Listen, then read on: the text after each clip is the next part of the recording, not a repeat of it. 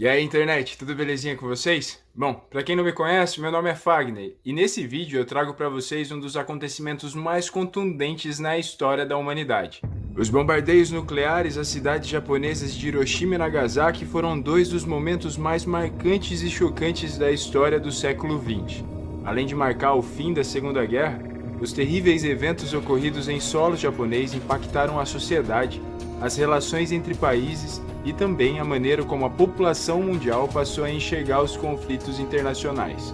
Nesse vídeo, eu vou te contar os principais acontecimentos que levaram à explosão de duas bombas atômicas no Japão no fim da Segunda Guerra.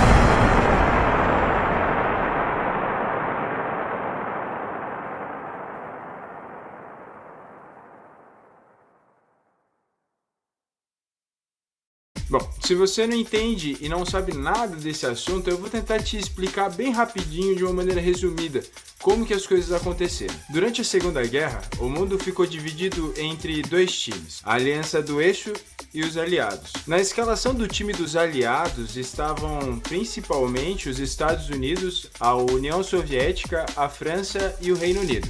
Já no time adversário, a Aliança do Eixo, estavam escalados especialmente a Itália fascista de Benito Mussolini, a Alemanha nazista de Adolf Hitler e o Japão, que naquela época também possuía uma espécie de fascismo. Sabendo disso, você já consegue perceber quem são os mocinhos e quem são os vilões, mas não se engane, em uma disputa como essa não existe moralidade, e o placar da Segunda Guerra Mundial é a soma de mais de 60 milhões de mortes.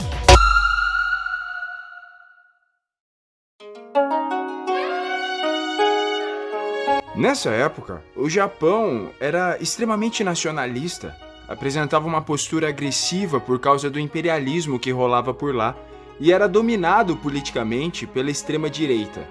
Esse jeitão do Japão surgiu depois de um marco chamado Restauração de Meiji, que basicamente foi uma troca de governo, que por um lado foi muito boa, porque aconteceu uma modernização no país e também uma expansão econômica.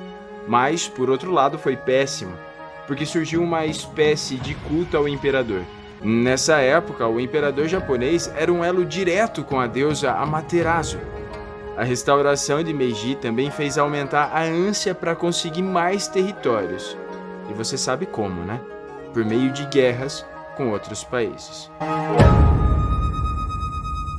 Um ponto interessante a se observar é que para os japoneses, perder uma guerra não era só uma derrota, era uma desonra gravíssima. Então, eles preferiam morrer a serem derrotados ou se renderem. Também vale muito a pena ressaltar que o exército japonês era extremamente agressivo e brutal. Existem por aí inúmeros relatos pesadaços sobre o que os japoneses faziam com seus inimigos. Desde os primórdios, Japão e China misturam suas histórias com pactos comerciais, influências culturais e conflitos.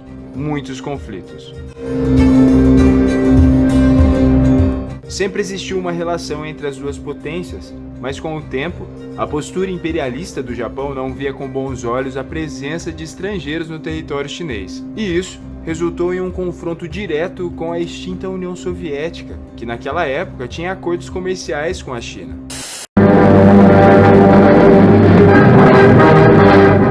The Soviet Union declared war on the Japanese Empire. This participation had long been expected by the leaders of the Big Three. In April, at the Yalta Conference, Marshal Stalin assured... O Japão acabou ganhando essa ofensiva, o que resultou em uma onda de entusiasmo nacionalista. Após essa vitória, os japoneses estipularam 21 exigências sobre o território chinês, mas elas foram vetadas pela influência dos Estados Unidos. Essa intervenção foi a gota d'água para o governo japonês, que passou a defender a ideia de um combate direto aos Estados Unidos, originando aqui a Ofensiva Sul.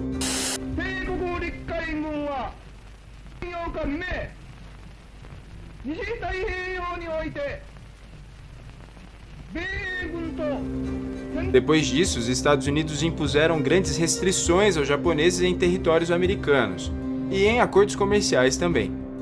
Os ânimos só vão aumentando, e os Estados Unidos e o Japão travaram a Guerra do Pacífico durante a Segunda Guerra Mundial. Graças à distância imensa entre esses dois países, Todo esse confronto era desenvolvido em ilhas do Oceano Pacífico, onde eles disputavam território, por isso o nome Guerra do Pacífico. E o Japão já sofria nesse período com a escassez de recurso, mas é claro que tudo poderia ficar pior, muito pior durante a Segunda Guerra. O Japão iria se vingar e retalhar os Estados Unidos.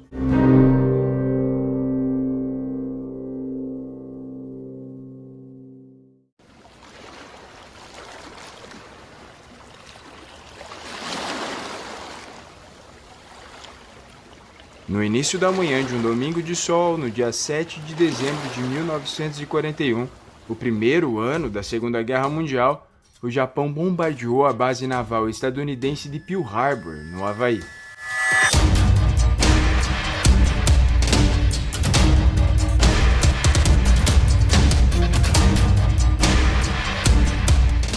O objetivo desse ataque era a destruição completa da frota naval dos Estados Unidos no Oceano Pacífico, o que supostamente garantiria o caminho livre para o Japão se expandir.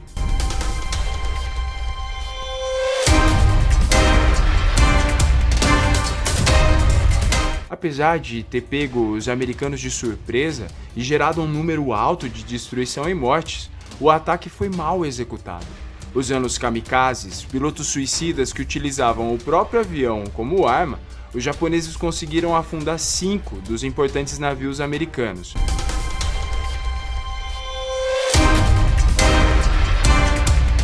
Matou mais de 2.000 pessoas e deixou mais de 1.000 feridos. E mesmo assim, passou longe de destruir totalmente a frota naval do Havaí. Mas para a opinião pública lá no Japão, tudo isso foi um grande sucesso, alimentando mais e mais aquele ego nacionalista insaciável. Mas por outro lado, o lado da realidade, destruir a própria frota de avião usando eles como bomba não era uma boa ideia. Nessa época, o Japão já se encontrava meio desgastado, afinal ele vinha de um período de mais de 8 anos de conflito, e esses ataques na base naval de Pearl Harbor tinham acontecido no primeiro ano da Segunda Guerra Mundial, o que significa que o Japão ainda teria mais 3 anos de guerra. E observando aqui agora, a gente já percebe que o Japão tinha metido os pés pelas mãos. A ideia inicial era destruir toda a frota de navios dos Estados Unidos, mas passou muito longe disso. E para piorar, a indústria naval americana construía navios numa velocidade considerável. Os danos de Pearl Harbor logo foram resolvidos. De qualquer forma, os Estados Unidos não deixariam quieto, e no dia seguinte ao ataque, Franklin Roosevelt, o presidente dos Estados Unidos, declarou guerra ao Japão e, consequentemente, aos países do eixo. E então aqui é basicamente onde o Japão selou seu destino. Appears before a joint session of the Senate and House of Representatives and with stern vigor delivers his war message.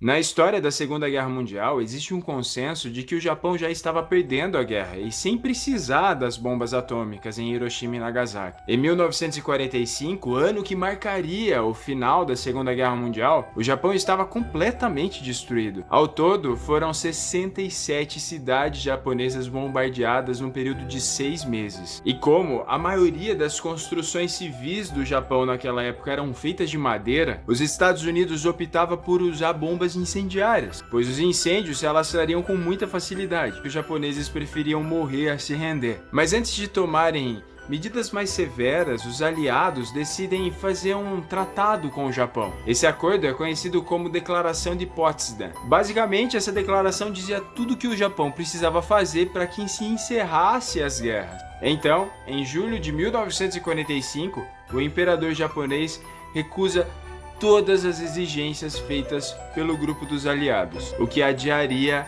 a guerra por mais tempo. Só que os Estados Unidos decidiram então apressar um pouco as coisas.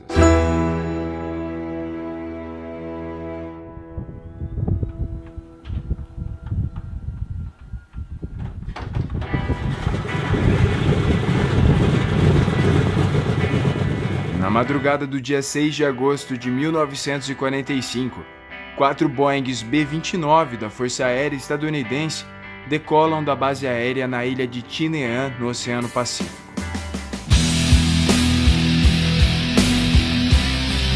A missão era verificar o clima de determinadas regiões do Japão. A região que apresentasse a melhor condição climática seria escolhida. Pouco tempo depois, também na base aérea de Chinean, o coronel Paul Tibbets aciona os motores da super fortaleza B-29, batizada por ele de Enola Gay, nome de solteiro de sua mãe. Junto com o avião Enola Gay, voavam mais 2 aviões. O Great Artist, que carregava instrumentos para medir a explosão, e o Necessaire Evil, que seria responsável de gravar o acontecimento. Os 3 bombardeiros se aproximavam do Japão quando receberam uma mensagem avisando que a condição atmosférica de Hiroshima naquele dia era ideal para o ataque. Hiroshima era uma cidade portuária importante, era um polo industrial e também possuía várias bases militares. Às 8h15 da manhã, o B-29 de Paul Tibbets lançou a bomba a uma altura de 9.470 metros no coração da cidade e deu a volta para poder observar.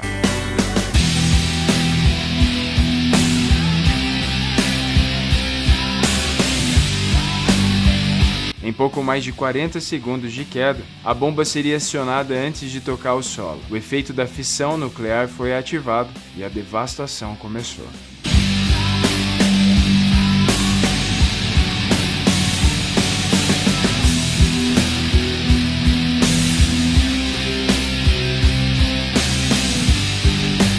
Um clarão de luz ofuscante pôde ser observado, seguido de um calor intenso. O epicentro da explosão atingiu temperaturas mais altas do que a superfície solar. Essa tempestade de fogo viajou com ventos de mais de 400 metros por segundo. Isso é 4 vezes mais forte que o furacão mais potente já registrado na história. Tudo se desintegrou instantaneamente, incluindo as pessoas. Cerca de 80 mil pessoas morreram no ato da explosão.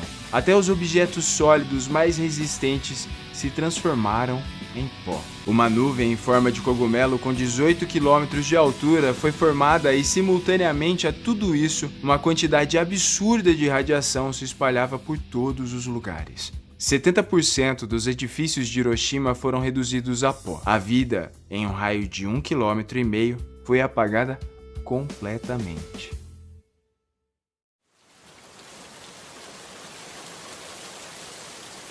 Alguns minutos após a explosão, uma chuva escura começou a cair do céu. Por causa do calor extremo, os sobreviventes beberam a água dessa precipitação. Eles nem imaginavam que aquilo era uma chuva radioativa, tóxica e ácida. E por causa disso, essas pessoas foram perdendo a vida gradativamente, sem nenhuma possibilidade de cura. Mais pessoas morreram pelas consequências posteriores à explosão do que pessoas que morreram imediatamente na explosão. A radiação, logicamente, traria várias implicações nas vidas dos seres humanos por ali: tumores de pele, leucemia e outros tipos de câncer. As crianças nasceriam com malformações ou até doentes. As estruturas genéticas mudariam a partir dali, e até hoje muitas pessoas ainda são vítimas desse dia. Cerca de 350 mil pessoas viviam em Hiroshima naquela época. E de acordo com o relatório divulgado pelo Japão, aproximadamente 140 mil pessoas perderam a vida em poucos meses. O Japão emudeceu, ficou em silêncio. O mundo aguardava a rendição do país, afinal, não tinha outro caminho a não ser esse. Não só pelas bombas atômicas, mas por toda a destruição que anos de guerra trouxeram ao país. A fome apertava cada dia mais, a escassez de recurso. O Japão estava definitivamente quebrado. E o imperador precisava se pronunciar. O problema é que ele nunca tinha feito isso. Não diretamente para o povo. Hirohito foi imperador do Japão de 1926 até 1989. Sempre vestido com roupas imponentes e impecáveis, ele era visto como uma divindade pelos japoneses. Como o Japão nunca tinha perdido uma guerra em 2.600 anos, a pressão sobre a população e sobre o imperador era gigantesca. Parte da população tinha medo de um imperador ordenar que todos se suicidassem em nome da pátria, porque culturalmente era normal que os japoneses se matassem após serem derrotados. Eles nunca se renderiam, eles perderiam sua honra. Mas nenhuma palavra foi dita. 3 dias se passaram e nada do Japão se render. No dia 9 de agosto de 1945, tudo volta a se repetir na cidade de Nagasaki. Com uma intensidade um pouco menor. Por causa das condições climáticas ruins daquele dia, um nevoeiro cobria toda Nagasaki. Aconteceu um erro de cálculo e a bomba acabou caindo em um vale atrás da cidade. 74 mil civis morreram naquele dia. Se o Japão se calou, em contrapartida, o presidente americano fez um pronunciamento poucos minutos após o lançamento da bomba atômica em Hiroshima. A short time ago, an American airplane dropped one bomb on Hiroshima. That bomb has more power than 20,000 tons of TNT. It is an atomic bomb. It is a harnessing of the basic power of the universe. The force from which the sun draws its power has been loosed against those who brought war to the Far East. Mas você deve estar se perguntando, e os pilotos? O que eles tinham a dizer? Afinal de contas, eles serviram como comissários da morte naquele dia. Bom, Paul Tibbets, ao contrário das pessoas que derreteram em Hiroshima por causa da bomba que ele lançou, teve uma vida muito longa. Ele acabou morrendo no ano de 2007 em sua casa no estado de Ohio. Em uma de suas últimas entrevistas, ele disse que não se arrependeu em momento algum. Ele fez o que deveria ser feito para acabar com a guerra. Já seu parceiro e copiloto deixou escapar pelo rádio segundos após o lançamento da bomba a frase "Oh my God, what have we done?" Em português, "Oh meu Deus, o que foi que a gente fez?" Acontece que todo mundo tinha uma opinião sobre o bombardeio de Hiroshima e Nagasaki. Todo mundo tinha alguma coisa para falar. Existem muitas discussões sobre o lançamento das bombas atômicas e a gente sabe que os Estados Unidos queriam acelerar o fim da guerra. Mas existem algumas abordagens que indicam que os Estados Unidos queriam mesmo passar uma mensagem de poder para o mundo. Como se lançando as bombas e destruindo uma cidade inteira em apenas um apertar de botão fosse uma espécie de aviso de superioridade e é melhor ninguém mexer com eles. Mesmo porque a gente sabe que a então aliada dos Estados Unidos, a União Soviética, durante a Segunda Guerra Mundial, iria se tornar inimiga dos Estados Unidos durante o período da Guerra Fria, que basicamente era uma disputa de poder quem podia mais. Todo mundo falava alguma coisa, presidentes, líderes religiosos, líderes de Estado, a opinião pública, todos, menos o imperador chinês. Até que depois de 5 dias após o lançamento da segunda bomba atômica na cidade de Nagasaki, para ser mais exato, no dia 14 de agosto de 1945, o imperador Hirohito fez um pronunciamento por rádio para toda a nação japonesa, declarando a sua rendição aos Estados Unidos. E por incrível que pareça, a honra dos japoneses era tão indefectível que mesmo com o total colapso econômico no país por causa dos combates, com a fome e a destruição, muitas pessoas choraram com a rendição. Hirohito estava em um momento delicado. A imagem do imperador não o sustentava mais.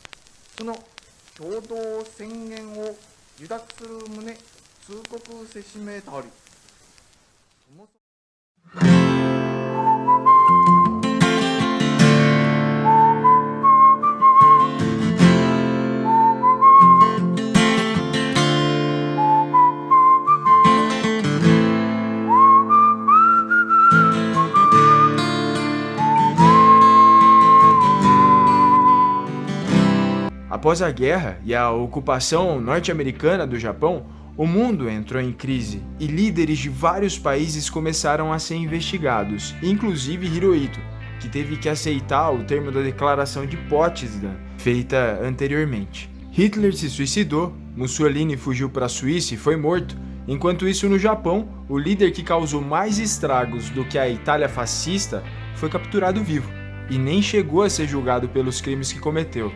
Hirohito ficou no poder até 1989, dia em que deu seu último suspiro.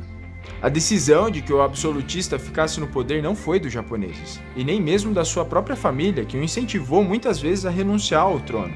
Hirohito até tentou se responsabilizar pela guerra e os crimes que cometeu, mas o marechal norte-americano Douglas MacArthur, oficial responsável pela ocupação do Japão pós-guerra, foi quem decidiu mantê-lo no poder.